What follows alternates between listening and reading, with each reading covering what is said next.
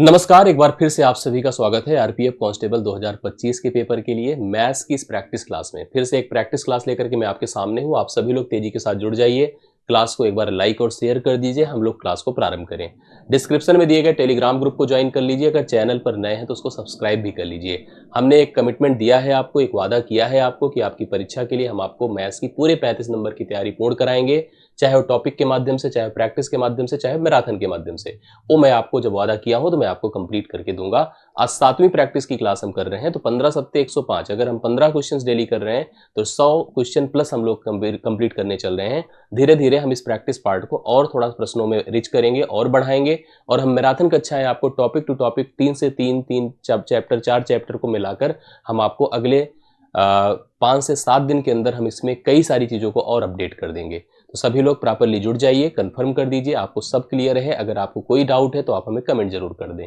हम पहले सवाल पर आपको लेकर चलते हैं। आरपीएफ कांस्टेबल के हिसाब से इस प्रकार के सवाल, ये पुलिस कांस्टेबल में भी आपने देखा होगा कि एलसीएम एचसीएफ पूछा गया था, वो भी दशमलव संख्याओं को लेकर के। यहाँ पर मैंने भिन्न संख्याओं को लिया है। मैं आगे किसी सेशन में आपको दशमलव की संख्या का भी एलसीएम और एचसीएफ करा दूंगा, जो बड़ा ही कंफ्यूजन का विषय रहा है, आप जानते होंगे। सवाल में है कि हमारे पास 2/3, 4/9 और 5/6 का हमें एलसीएम फाइंड करना है। अगर मुझे इसका एलसीएम बताना है तो एलसीएम के लिए नियम क्या होता है, जब भी कभी भिन्न संख्याओं का हम एलसीएम करें तो जो अंश होते हैं न्यूमरेटर्स, उनका हमें एलसीएम करना पड़ता है, और जो डिनोमिनेटर्स होते हैं हर उनका एचसीएफ करना होता है। तो हम लिखेंगे 2, 4 and 5, इसका हम एलसीएम कर दें, ठीक है। और नीचे चले चलते हैं, हमारे पास क्या है, 3 है, 9 है और 6 है, इसका हम लोग एचसीएफ कर लेते हैं। आइए सॉल्व करें, देखिए कितना हो जाएगा। एलसीएम कभी भी किसी संख्या से बड़ा छोटा नहीं होता है, तो जो सबसे बड़ी संख्या उसी को टारगेट करते हैं कि शायद वही सबसे तो नहीं कट रहा है। अगर वही कट रहा है तो वही एलसीएम है, बट वो कट नहीं रहा है। बट यहाँ 4 देख रहे हैं, 2 से पूरी तरह से कट रहा है, तो 2 का रोल नहीं है। 5 चौके 20 हम लोग यहाँ पर एलसीएम लिख सकते हैं। अगर एचसीएफ की बात करें तो एचसीएफ किसी से छोटा, किसी से बड़ा नहीं होता, तो सबसे छोटे के पास जाते हैं, क्या वो सबको काट रहा है? हाँ बिल्कुल काट रहा है, तो वही आपका एचसीएफ हो जाएगा 3। तो 20/3 यहाँ पर इस सवाल का सही उत्तर होगा, जो कि ऑप्शन नंबर आपको बी में दिया है। आप लोग सब लोग नोट करिए, कंफर्म कर लीजिए। कोई डाउट कंफ्यूजन हो तो प्लीज बता दें। अगले सवाल पर मैं आपको लेकर चलता हूँ। ये भी देखिए, सवाल देखने में जितना बड़ा है, करना उतना ही इसको आसान है। सवाल में क्या कह रहा है आप लोग खुद एक बार पढ़कर देखेंगे तो आपको सब क्लियरिटी आएगी। सवाल में है कि 2 अंकों की संख्या है। अब 2 अंक की संख्या आप जानते हैं 10 से लेकर 99 तक होती है। कितनी होती है इसको भी पता करने पर सवाल बनता है, मैंने शायद करवाया भी था। 99 से 10 घटाकर 1 जोड़ दें, 90 संख्याएं होती हैं। दूसरा, अगर हम किसी भी 2 अंक की संख्या की बात करें तो हम इसको प्रेजेंट कैसे करते हैं, 10x + y के रूप में। 10x + y, जहां पर x जो होता है उसका दहाई अंक होता है, y जो होता है इकाई अंक होता है। जैसे कोई नंबर अगर हमने 63 लिया तो हम इसको लिख कैसे सकते हैं, 10 × 6 + 3, ये हो गया 63 अर्थात 63। अब हम सवाल पर आते हैं, अभी तो इतनी छोटी जानकारी हमने दी। 2 अंक की संख्या में इकाई के स्थान पर अंक दहाई के स्थान पर अंक के दुगुने से 1 कम है। जो यहाँ पर ध्यान दीजिएगा, 2 डिजिट अगर है ए और बी, तो आपको पता है कि यह यूनिट है, ठीक है। यह यूनिट है मतलब इकाई है, और यह टेंस है मतलब दहाई है। सवाल में क्या कह रहा है आप पढ़िए। सवाल में कह रहा है कि इकाई के स्थान पर जो अंक है दहाई के स्थान के अंक के दुगुने से 1 कम है, इसके डबल से 1 कम है बी। समझ रहे हैं? तो इकाई का जो अंक है बी मतलब ए मतलब दहाई के अंक के दुगुने से 1 कम है। यदि इकाई और दहाई के स्थान के जो अंक हैं उनको परस्पर अगर हम बदल देते हैं, बी ए कर देते हैं, तो जो नई और मूल संख्या के बीच का जो अंतर है वो मूल संख्या से 20 कम हो जाता है, मतलब इससे 20 घट जाता है, ठीक है। मूल संख्या से 20 कम हो जाता है। अब आपसे वह मूल संख्या पूछ रहा है कि एक्चुअली वह मूल संख्या क्या थी। तो आइए समझते हैं हम लोग सवाल को, डिस्कस करते हैं सवाल को। सबसे पहली चीज, हमें इसको अगर करना है तो स्टेटमेंट से जा सकते हैं, जो मैंने आपको स्टेटमेंट दिया, बट स्टेटमेंट से जाना बेवकूफ़ी होगी। हम क्यों जाए स्टेटमेंट से, हम लोग डायरेक्ट यही ऑप्शन से मिला सकते हैं। जैसे क्या मिला सकते हैं, पहली चीज हम सेकंड स्टेटमेंट को मिला लें तो नई और मूल संख्या के बीच का अंतर, जो ध्यान से सुनिएगा कई कंफ्यूजन है, नई और मूल संख्या के बीच का अंतर। पहली चीज, अगर हम सभी संख्याओं को नई और मूल संख्या से ऐसे प्रेजेंट कर दें, नई और मूल संख्या के अंतर को ऐसे प्रेजेंट कर दें, मतलब जो रिवर्स नई और मूल संख्या को हम ऐसे डिफाइन कर दें, ठीक है। इसके अलावा भी हम एक और स्टेटमेंट जो पहला लिखा हुआ जिसमें इकाई दहाई के दुगुने से 1 कम था, जैसे अगर उसके हिसाब से जज करें तो जैसे ये देखिए क्या है, ये इकाई है 9 और ये दहाई है 5, तो 5 दूना 10 में से 1 घटेगा 9, मैच कर रहा है। 2 दूना 4 में से 1 घटेगा 3, मैच कर रहा है। 3 दूना 6, 6 में से 1 घटेगा, मतलब यहां से आप कुछ नहीं कर पाएंगे, सारे ऑप्शन से एलिमिनेट नहीं हो सकते कोई भी। जो पहला स्टेटमेंट लिखा था कि क्या लिखा था कि इकाई के अंक के दुगुने से एक कम था, तो सारे ऑप्शंस में वो कंडीशंस फुलफिल हो रही है, दिक्कत नहीं है वहां पे।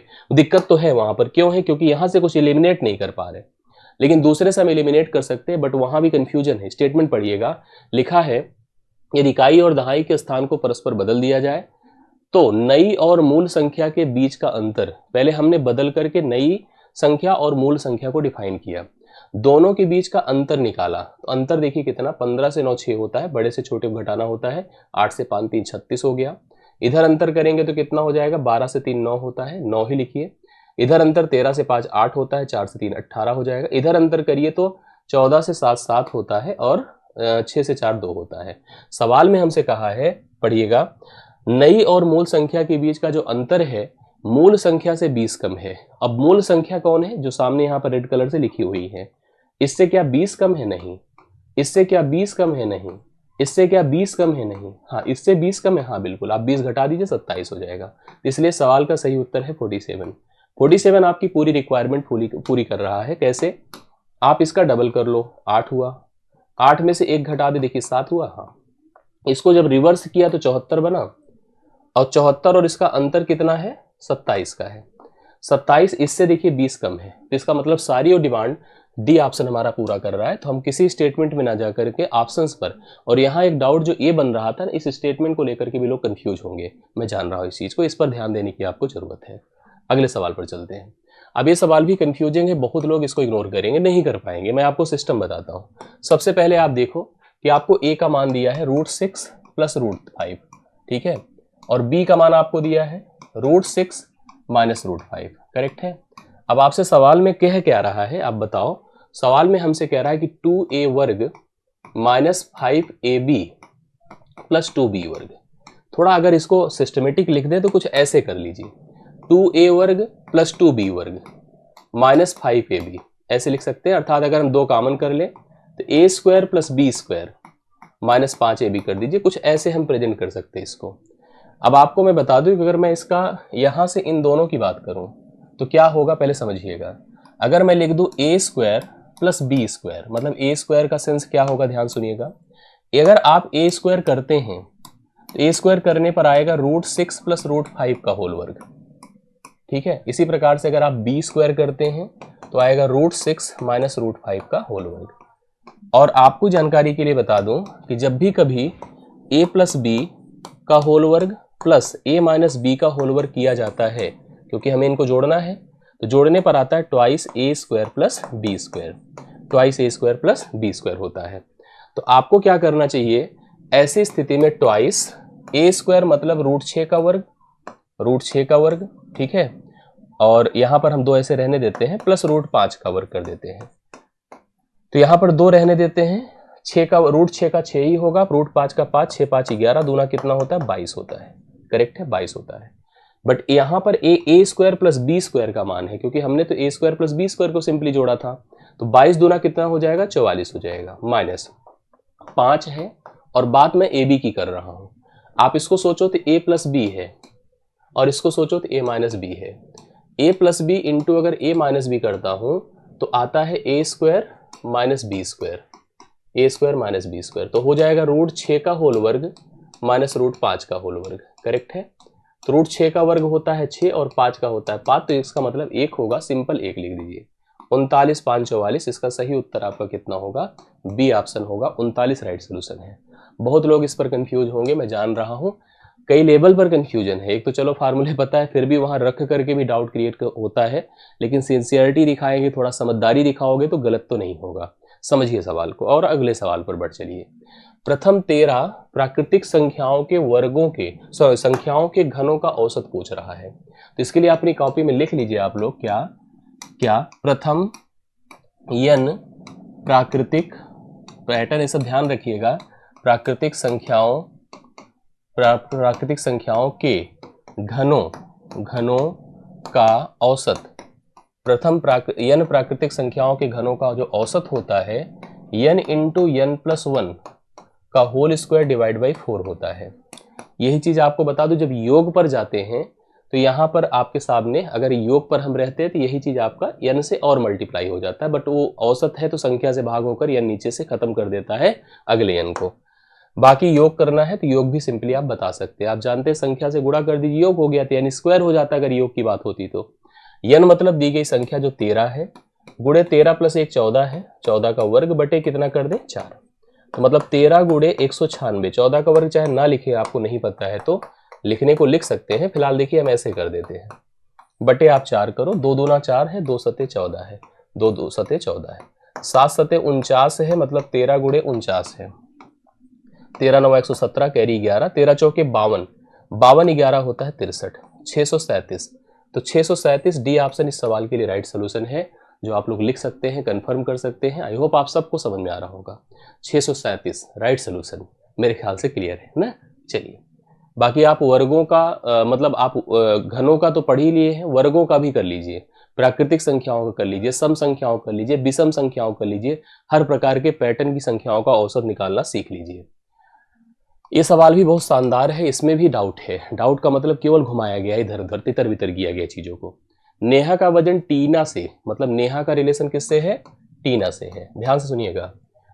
अब जो भी है 140% है, कुछ ज्यादा है कुछ कम है, वो अलग अलग रिलेशंस दिया है। मीना का वजन लीना से, एक मीना जी हैं वो लीना से रिलेट करती हैं, उनका 90% है, और लीना जो रिलेट करती है वो टीना से रिलेट करती हैं। ठीक है, अब यहां पर हमको बड़े ध्यान से इन सभी को परस्पर, मतलब 4 लोग हो गए, ये क्या नाम है, नेहा टीना मीना लीना, नेहा टीना मीना लीना, 4 ही लोग हैं। अब इन 4 को ऐसा सेटल करना है कि इनके सभी संबंधों को हम दिखा सकें।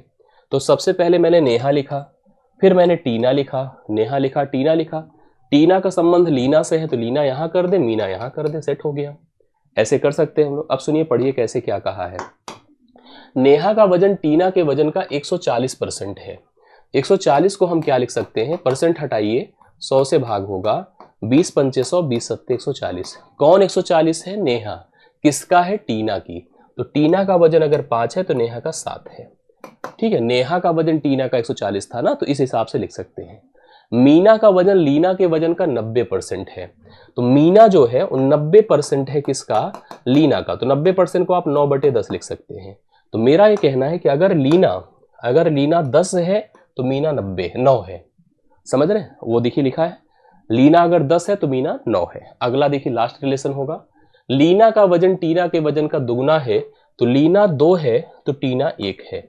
इस तरह से हम ऐसे संबंधों को बनाकर एक साथ इनको रिलेट अगर करना है तो बहुत ही आसान प्रोसेस मैं आपको बता रहा हूं, नहीं तो बाकी तो कंफ्यूजन है। 7 है 5 है, 5 5 भर दीजिए, 9 है 10 है, 10 10 भर दीजिए, इधर 1 कर दीजिए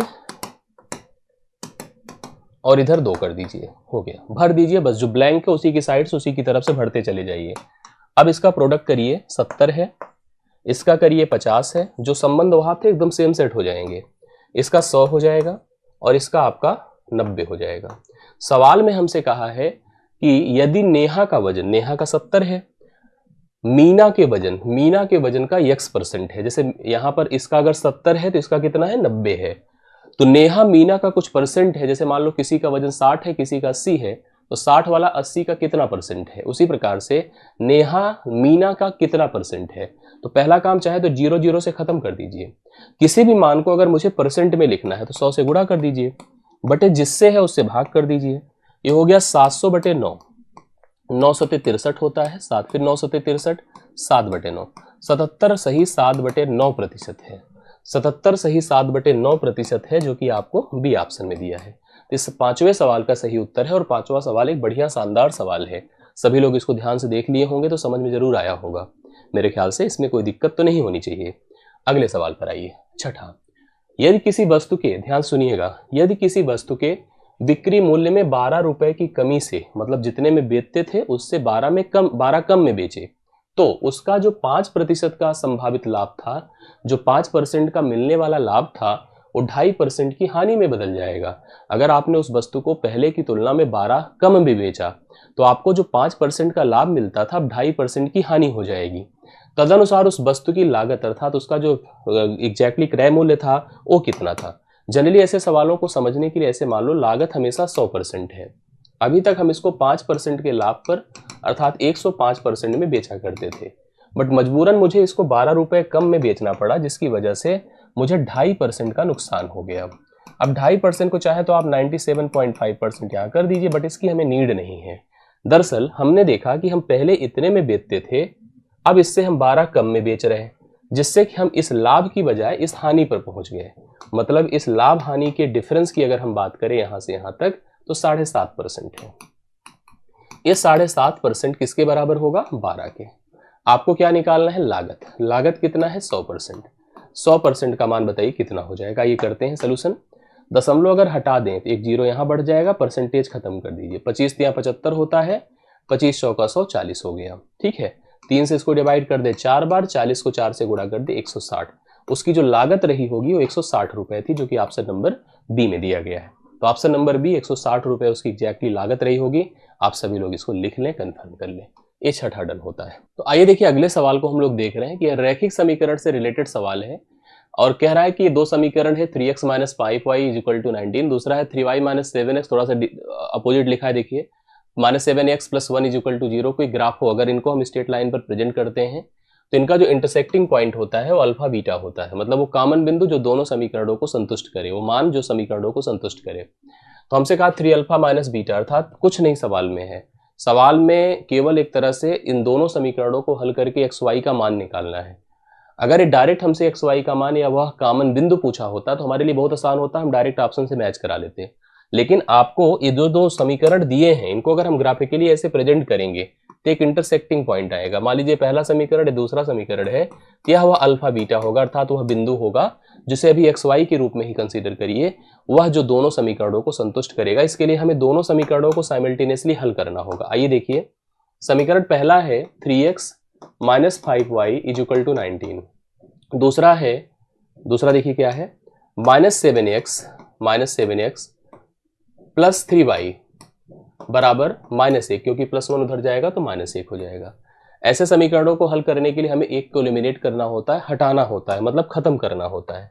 खत्म करना बहुत आसान होता है, आप इसको बस 7 से गुणा कर दो और इसको 3 से कर दो। ठीक है, ये x खत्म हो जाएगा। 7 से गुणा करेंगे 7 त्रिक 21x होगा, -7 बचे 35y होगा, 19 7 133 होगा। 3 से गुणा करिए -21x होगा, प्लस 3 3 9y होगा, -3 होगा। करेक्ट है। अब इसको खत्म कर दो, देखो कैसे होगा।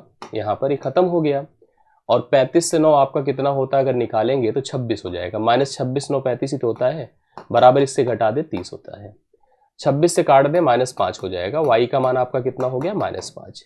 y का मान अगर आ गया तो किसी समीकरण में उठा के y का मान पुट कर दे। मान लीजिए यही कर देता हूँ, -7x प्लस 3 बचे 15, तो -15 हो जाएगा, बराबर -1 है। तो -7x ये उधर चला जाएगा तो माइनस प्लस हो जाएगा ना, -1 प्लस 15 होगा। तो एक प्रकार से -7x बराबर 14 हो गया। तो x बराबर 7 से जब कटेगा तो -2 हो जाएगा। तो x का मान -2 है और y का मान कितना है? -5 है। यही अल्फा बीटा है, तो अल्फा को आप x मान लो और बीटा को आप जो है y मान लो। करेक्ट है। और उठा के हमें इन दोनों को, इस जो स्टेटमेंट को बनाया है इसने कि 3 अल्फा का मतलब कितना है? -2 और माइनस बीटा तो -5 रख दीजिए, तो -6 प्लस 5, तो -1 इसका राइट सोल्यूशन है जो बी ऑप्शन में आपको दिया है। -1 इसका राइट सोल्यूशन है, बी ऑप्शन में आपको दिया है। आप इसको सब लोग नोट कर ले, कंफर्म कर ले। कोई दिक्कत हो तो प्लीज बताएं। मेरे ख्याल से समझ में आया होगा आप लोगों को। देख लीजिएगा, बहुत बढ़िया सवाल है, लेकिन थोड़ा सीरियस हमें होना पड़ेगा क्योंकि आपके स्तर पर ऐसे सवाल पूछे जा रहे हैं, इसलिए इस पर ध्यान देना जरूरी है। ये आसान है चक्रवृद्धि ब्याज का, हालांकि नहीं जिसको पता उसके लिए टफ ही है। एक कोई धनराशि चक्रवृद्धि ब्याज से 4 वर्षों में दुगुनी हो जाती है, वह राशि अपने से 8 गुनी उसी ब्याज दर पर निम्न समय में हो जाएगी, हमसे पूछा। ऐसे सवाल जब भी आते हैं दो ही चीज लिखना है, एक लिखिए गुना और दूसरा लिखिए समय। अब सवाल में कहा है कोई धनराशि चक्रवृद्धि ब्याज से 4 वर्षों में दुगुनी होती है। 4 वर्ष में देखो डबल हुई है, लेकिन कितने साल में? 4 साल में। हमारी डिमांड है कि वह 8 गुनी हो जाए। कितना हो जाए? 8 गुनी हो जाए। समय पूछ रहा हूं मैं आपसे। इसका तरीका देखिए करने का, सिस्टमेटिक। आप किसी भी तरह से इस 8 को इसी बेस पर सेट कर दी, इसको 2 को बेस बना लीजिए, ऐसी पावर लगाओ कि 8 हो जाए। तो सबको पता है 2 की पावर 3 8 होता है। 3 को 4 से गुणा कर दें, 12 वर्ष लगेगा। तो 12 वर्ष में यह पैसा आपका 8 गुना होगा, जो कि 4 साल में डबल होता था। जो 4 साल में डबल होता था वो 12 साल में आपका क्या हो जाएगा? 8 गुना हो जाएगा। इस सवाल का राइट सोल्यूशन है और इजी प्रोसेस है, कोई ऐसी प्रॉब्लम नहीं है। अगला सवाल देखिए, 9वां नंबर देखिए सवाल क्या कह रहा है। युद्ध से पहले कोई युद्ध होता है तो वहां पर हथियार का उपयोग होता है। सेना में जो टैंक है और प्लेन है इनका जो अनुपात था 5-3 का था, मतलब 5 अगर टैंक होते थे तो 3 प्लेन होते थे। अब युद्ध जब होना शुरू हो गया तो 100 टैंक, 1000 टैंक और 800 प्लेन नष्ट हो गए, खत्म हो गए भाई, आप जान रहे नुकसान होता है। तो टैंक तथा प्लेन का जो है अनुपात था वह 2:1 हो गया, जो पहले की तुलना में। युद्ध के बाद टैंक की संख्या क्या है ये हमसे पूछा गया। देखो हम इसको ऐसे कर सकते हैं दो प्रकार से। एक तो हमने देखिए टैंक लिखा, दूसरा प्लेन लिखा। रेशियो क्या था, 5:3 था, करेक्ट है। अब इसमें होता क्या है, इसमें से टैंक से 1000 टैंक नष्ट होते हैं और प्लेन से 800 प्लेन नष्ट होते हैं, जिससे रेशियो कितना बन जाता है, 2:1 का बन जाता है, 2:1 का बन जाता है।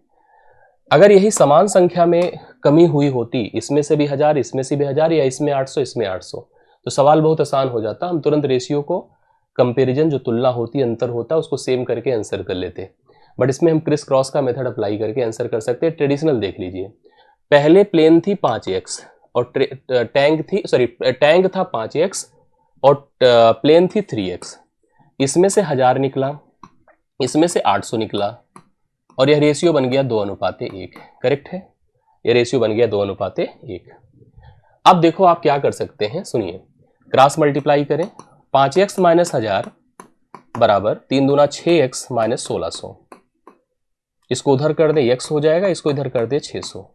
x का मान कितना हो गया, 600। तो हमसे पूछा कि पहले नहीं अब पूछ रहा है युद्ध के बाद टैंक और प्लेन कितने हैं। युद्ध के बाद टैंक की संख्या, अच्छा टैंक पूछा जा रहा है तो टैंक पहला था, तो इस पर चले आइए। तो 5 गुणे 600 कर दें माइनस 1000 कर दें, तो यह 3000 हो जाएगा। 3000 से 1000 घटा दें तो युद्ध के बाद 2000 वहां पर टैंक बचेंगे, जो ऑप्शन नंबर आपको पहले में दिया है। इसका तरीका यहां से भी हम लोग लगा सकते हैं, सुनिए कैसे। अब यहां देखिए 2 जीरो, यहां का 2 जीरो खत्म कर दें, खत्म कर दिया, मतलब 100 है, मतलब 100 से हमने सरल किया होगा दोनों को थोड़ा आसान करने के लिए। यहाँ 10 रखिए और यहाँ पर 8 रखिए। समझिए प्रोसेस क्या करना है, इसको इससे गुणा करें 5 हुआ, इसको इससे गुणा करें 6 आएगा, वैसे ही इसको इससे गुणा करें 16 हुआ, इसको इससे गुणा करें 10 हुआ, सही है। इनका अंतर 6 का है और इनका अंतर 1 का है, तो 1 बराबर 6 हुआ, 1 बराबर 6 हुआ। 100 से गुणा कर लीजिएगा 600 हो जाएगा, मतलब वही चीज अगर जो एक हम 6 मान रहे हैं लेकिन रियलिटी में 100 से काटा था तो हम 600 मान लें, इसको 600 मान लें। अब आपसे सवाल में क्या कहा है कि युद्ध के बाद टैंक का जो अनुपातिक भाग है कितना है, 2 है, तो 2 बराबर कितना हो जाए। अच्छा ये यहां पर हमसे क्या पूछा, तो युद्ध के बाद टैंक का जो अनुपातिक भाग था वो हमारा कितना था। अब आप देखो यहां पर हम कैसे कर सकते हैं, जैसे अगर आप ऐसे कर लो, प्रारंभ में जो हमारे पास स्थिति थी वो कितनी थी, 5 थी, तो 5 का मान कितना हो जाएगा, 3000। 3000 में से 1000 घटा दें तो यह रियलिटी में कितने के बराबर हो जाएगा, 2000। यहां से कर सकते हैं, वाला प्रोसेस भी मैंने बता दिया है, जिससे आप हल कर लो उसी से आपका आंसर आ जाएगा, करेक्ट है। तो सवाल मेरे ख्याल से क्लियर हो गया होगा, सवाल अच्छा भी था। रियलिटी में ऐसे सवालों पर आपको मेहनत करनी चाहिए। अगला सवाल देखिए, ये सवाल टाइम एंड वर्क का एक शानदार सा अप्रोच है, कई सारी चीजें इसमें इन्वॉल्व है। 10वां नंबर आप ध्यान दीजिए, ए एक काम में के 1/3 भाग को 10 दिनों में पूरा कर सकता है। कोई काम होता है उसका 1/3 हिस्सा 10 डेज में पूरा कर सकता है, जबकि बी क्या होता है, इसी काम के 3/5 भाग को 24 दिनों में पूरा कर सकता है, उसी काम के। उन्होंने 10 दिन तक मिलकर एक साथ काम किया, फिर जो काम बचा उस बचे काम को सी ने अकेले 15 दिनों में पूर्ण किया। कह रहा इसी काम के 2/3 मतलब उस काम के 2/3 हिस्से को सी अगर अकेले करना चाहे तो उसे कितना समय लगेगा। समझ रहे हैं, आइए मैं समझाता हूं। देखिए मैं प्रोसेस समझाता हूं, ध्यान सुनिएगा। जैसे ए जो होता है 1/3 काम को 10 दिन में करता है, इसका मतलब मैं अगर ए से कहता कि तुम पूरा काम करो तो कहता सर हम 30 दिन में कर लेंगे। जो बी की बात करो, बी क्या होता है, इसी काम के 3/5 भाग को 24 दिन में कर लेता है, तो 3 8 24 होता है, 8 5 40। बी उसी काम को 40 दिन में कर पाएगा, बी उसी काम को 40 दिन में कर पाएगा। दोनों के हिसाब से अगर टोटल वर्क की बातें की जाए तो टोटल वर्क 40 और 30 से कटने वाली संख्या 120 हो गई। तो क्षमता की बात अगर करो इनके प्रतिदिन के काम के हिसाब से, तो इसकी क्षमता, क्योंकि यह 120 काम को 30 दिन में करता है, तो 4 इसके पर डे की वर्क इफिशियंसी है, 3 इसके पर डे की वर्क इफिशियंसी, मैंने इसको 30 से भाग किया, इसको 40 से। अब हमने कहा दोनों मिल गए भाई, और 4 3 7 काम इन्होंने मिलकर किया, कर सकते थे एक दिन में। इन्होंने 10 दिन तक काम भी किया, तो 10 दिन तक काम किया अगर सोचो, तो इन्होंने एक प्रकार से 70 कार्य तो डन कर दिया। 70 कार्य डन हो गया। 70 कार्य अगर डन हो गया तो बचा कितना कार्य आप बताओ? 50। ये 50 पूरे का कितना है? 5/12 भाग है, 5/12 भाग। अब स्थिति क्या है, इस 5/12 भाग को, 5/12 भाग को जो C होता है वह 15 दिनों में कर लेता है। पढ़ रहे हैं ना? 5/12 भाग को C कितने दिन में कर लेता है? 15 दिन में कर लेता है। इसका मतलब C से अगर मुझे पूरा काम कराना हो, C से पूरा काम कराना हो तो C को लगेगा 36 दिन पूरे काम को, बट हमें C से उस काम का केवल 2/3 हिस्सा ही कराना है। तो 3 से करें 12 दूना 24, C को केवल 24 दिन लगेगा उस काम के 2/3 हिस्से को पूर्ण करने में। समझ रहे हैं? C को पूरा काम अगर करने को दे देता तो 36 दिन लगता, बट उसका भी 2/3 मुझे कराना है, तो 24 दिन में ही C उस 2/3 हिस्से को डन कर लेगा, पूर्ण कर लेगा। मेरे ख्याल से आपको क्लियर हुआ होगा, समझ में आया होगा। कोई समस्या है, कंफ्यूजन हो तो प्लीज बता दें। अगले सवाल पर आइए। ये बहुत शानदार सवाल है और मैं जानता हूं कि इस पर बहुत कंफ्यूजन है, मतलब मैक्सिमम लोग नहीं कर पाएंगे। सवाल सारे दमदार हैं, आप इसको बाद में समझोगे भी, आपको लगेगा भी कि हाँ रियलिटी में ऐसे सवाल फेस करने को मिलेगा।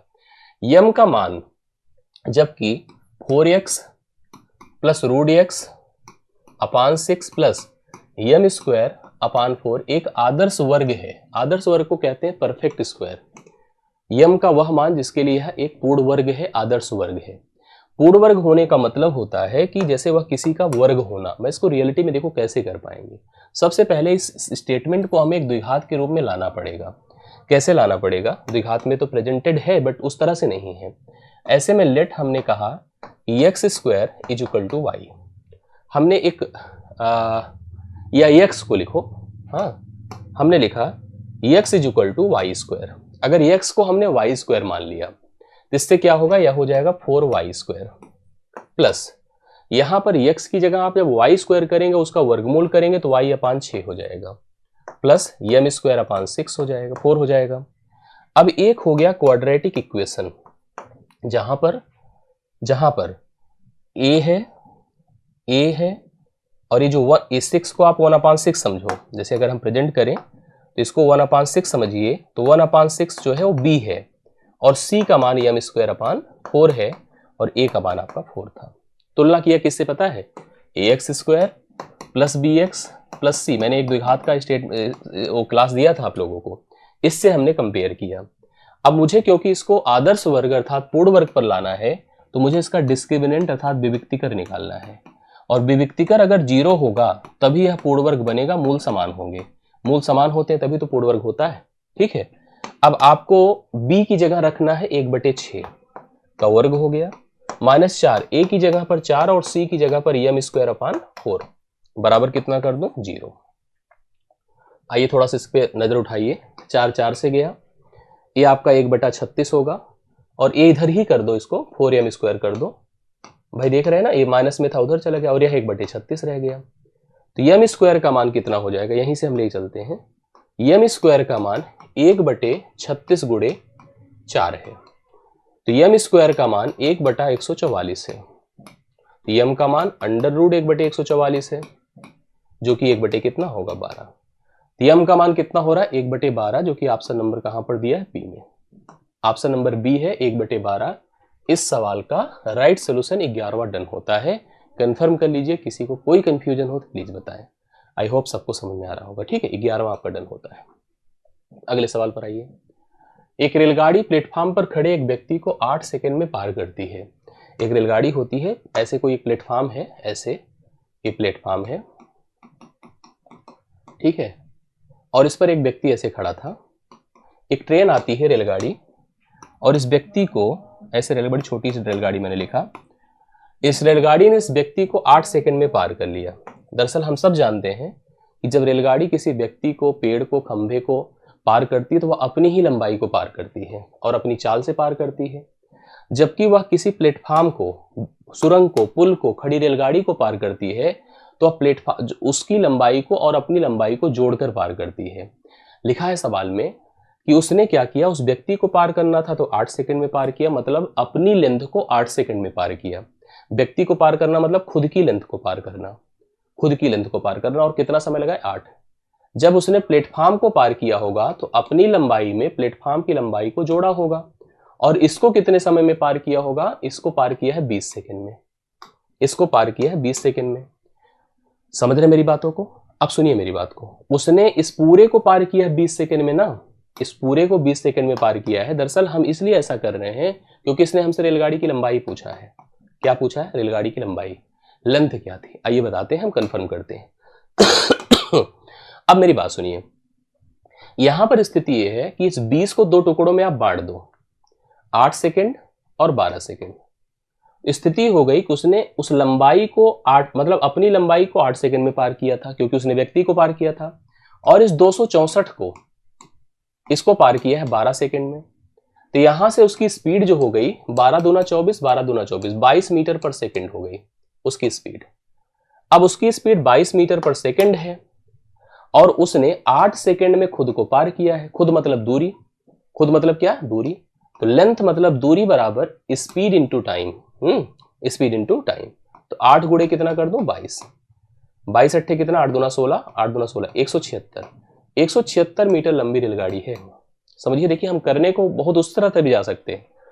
जब उसने व्यक्ति को पार किया था उसने खुद को पार किया था कितने समय में, 8 सेकंड में। जब उसने प्लेटफॉर्म को पार किया तो खुद को और प्लेटफॉर्म को 20 सेकंड में पार किया था।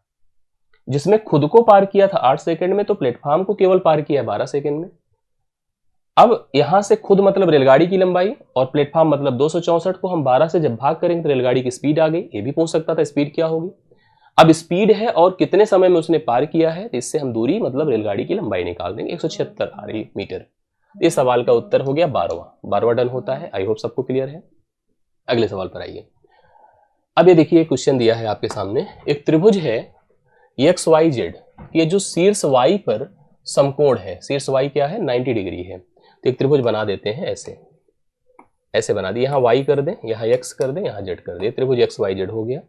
कह रहा Y पर समकोण है, Y पर क्या है, समकोण है। यदि कोण Z का मान, ये कोण Z का मान कितना है, 30 डिग्री। अब सोचो ये 90 है, 30 है, तो समकोण के नियम से 60 होना चाहिए। यस। अब हमसे कहा है कि sin x माइनस 3/√2 का मान बताओ कितना होगा। अब x का मतलब 60, तो लिखिए sin 60 माइनस 3/√2। इसी को हल करिए। sin 60 का मान आपको पता होगा √3/2। मैंने इस पर एक बताया था आप लोगों को, कंफर्म किया, त्रिकोणमिति का सेशन भी दिया हूं। माइनस 3/√2। अब अगर ये ऑप्शन में नहीं है तो आप इसको समझो, आप इसको थोड़ा सेट करना पड़ेगा। क्रॉस मल्टीप्लाई करिए तो √3 इंटू √2 6, √6 हो जाएगा, माइनस 6 हो जाएगा और 2√2 हो जाएगा। देखिए यह है तो पहला ऑप्शन, पहला ऑप्शन इस सवाल का उत्तर है, जो आपको 13वें सवाल का सही उत्तर आपके सामने है, बी ऑप्शन है। समझ रहे ना, एकदम सिंपल सवाल है, बस थोड़ा समझदारी रखनी होगी, समझ में आ जाएगा सीरियसली आप देखते हैं तो। 14 नंबर देखिएगा, किसी तार को एक समबाहु त्रिभुज के आकार में, तार ऐसा एक ऑब्जेक्ट होता है, जनरली हम तार जो देखते हैं फ्लेक्सिबल होता है, उसको जैसा चाहो आप, कभी सर्कल बना लो, कभी त्रिभुज, कभी वर्ग, कभी आयत, कुछ भी बना सकते हैं। एक तार है जो समबाहु त्रिभुज के आकार में मोड़ने से, एक समबाहु त्रिभुज समझ रहे हैं सब लोग, जिसकी सभी भुजाएं क्या होती हैं, बराबर। ये समबाहु त्रिभुज है जिसकी सभी भुजाएं बराबर हैं। मोड़ने से 121√3 सेंटीमीटर क्षेत्रफल घेरा जाता है। इसका एरिया, क्योंकि समबाहु त्रिभुज की सभी भुजाएं अगर आपने ए रखा है तो उसका एरिया होता है √3/4 a वर्ग। कह रहा है कि 121√3 बराबर √3/4 a वर्ग। √3 होता है, 121 का 4 से गुणा कर दे, या सिंपली लिखो 121 गुणे 4 बराबर a वर्ग। तो a का मान कितना होगा पता है, 121 का वर्गमूल 11, क्योंकि वर्गमूल करना पड़ेगा और इसका 2 होता है, तो a का मान आपका 22 हो जाएगा। प्रत्येक भुजाएं 22 हो गई। तो हमसे कहा इसको अब वृत्त के आकार में ले जाते हैं। किसके आकार में, मतलब उसी तार को अब लाते हैं सर्कल के शेप में। एक बात मैं आपको पॉइंट करा दूं कि जब भी किसी भी ऐसे वस्तु को जो फ्लेक्सिबल है उसको आपने एक शेप में रखा है अभी तक, अब उसको आप मोड़कर दूसरे शेप में ला रहे हो, तो दोनों के परिमाप सेम होते हैं। दोनों के परिमाप क्या होते हैं, समान, परिमाप बराबर होंगे। अब इसमें तो परिमाप होगा जो कि 3a होगा, बट यहां परिधि होगी जो 2 पाई आर होगी, करेक्ट है ना। तो जो इसका परिमाप होगा वही इसकी परिधि होगी। ये सेंटर अगर है, रेडियस है, परिधि मतलब ये बाउंड्री की लेंथ, समझ रहे हैं।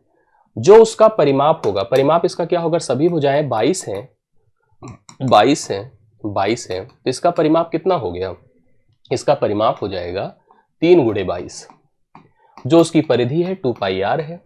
अब यहां से त्रिज्या ही तो पूछा है वृत्त की, निकालिए।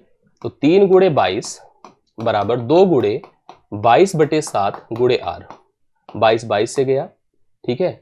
7 त्रिक 21 होता है, 21/2, 21/2 मतलब 10.5, ये हो जाएगा रेडियस, 10.5 सेंटीमीटर हो गया रेडियस। सी ऑप्शन है राइट सोल्यूशन, ठीक। 14 15 पर आ जाइए। ये बहुत देखिए शानदार सवाल होता है डीआई का। आप डीआई जान ही रहे हैं आपके लिए कितना इंपॉर्टेंट है।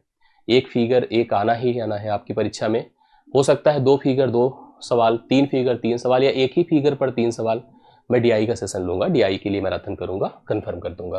15वां सवाल देख रहे हैं। निम्नलिखित पाई चार्ट तालिका में देश के 5 राज्य हैं जिनका नाम ABCD है, राज्यों के नाम है ई तक से जुड़े उन किसानों का प्रतिशत बंटन दर्शाया गया है जिन्होंने वर्ष 2017 में बीमा का दावा करने वाले, वर्ष 2017 में सूखे के कारण बीमा का दावा किया था। किसान ऐसे होते राज्यों के जो बीमा के लिए दावा करते, जब होता भी है गवर्नमेंट माफ भी करती है, और उस तालिका में किसानों की संख्या में शामिल पुरुषों तथा महिलाओं का अनुपात भी दिखाया गया है कि पुरुष महिला का मतलब जो किसान है उसमें कितने पुरुष हैं कितने महिला है।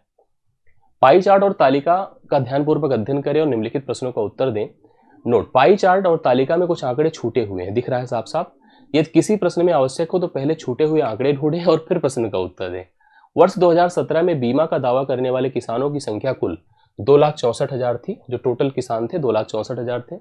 राज्य सी में बीमा का दावा करने वाले किसानों की संख्या, राज्य ई और राज्य ए में किसानों की कुल संख्या जिन्होंने बीमा का दावा किया था से 5,280 अधिक है। राज्य ई में बीमा का दावा करने वाले किसानों का प्रतिशत क्या है, ये हमसे सवाल पूछा गया है। सबसे पहले मैं चलता हूं राज्य कहां पर, सी में। यहां पर देखिए राज्य सी, तो राज्य सी कहां है, ए है। राज्य सी है 36%, राज्य सी है 36%, ध्यान से सुनिएगा। और हम लोगों को कंपेयर इसको किससे करना है, ई और ए से। ई और ए से, ई और ए की बात करो, देखो कितना है। जैसे कुछ आंकड़े छूटे हुए हैं, इसने पहले से कंफर्म किया था, और उसको हम लोग कैसे निर्धारित कर ले ये भी हम लोग बता सकते हैं। सोच ले, डिसाइड कर ले, जैसे कोणों के आधार पर, चीजों के आधार पर, तो हम लोग कंफर्म कर सकते हैं। जैसे देखो यहां पर ई और बी इसका मतलब सेम होंगे, जो ई होगा वही बी होगा। जोड़ के देखिए कितना है, 36, आपका 60 हो जाएगा, 60 20 80 मतलब 10% होगा।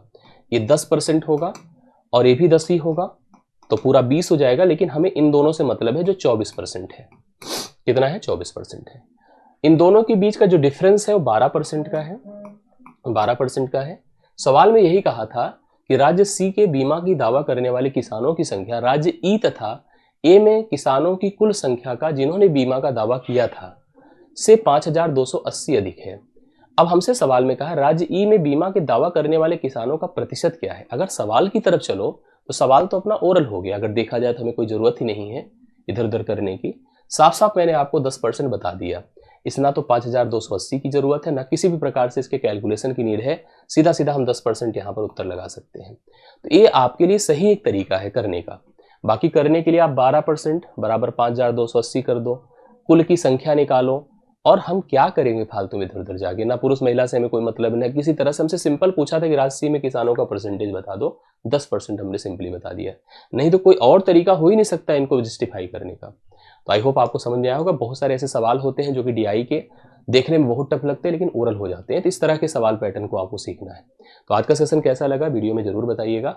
समझ में आई चीज़ें कि नहीं आई वो भी बताइएगा। डिस्क्रिप्शन में जुड़े टेलीग्राम ग्रुप को ज्वाइन करना, चैनल को नए हैं तो सब्सक्राइब कर लीजिएगा। बाकी अगर अच्छा लगे तो अपनी फीडबैक और सुझाव दीजिएगा।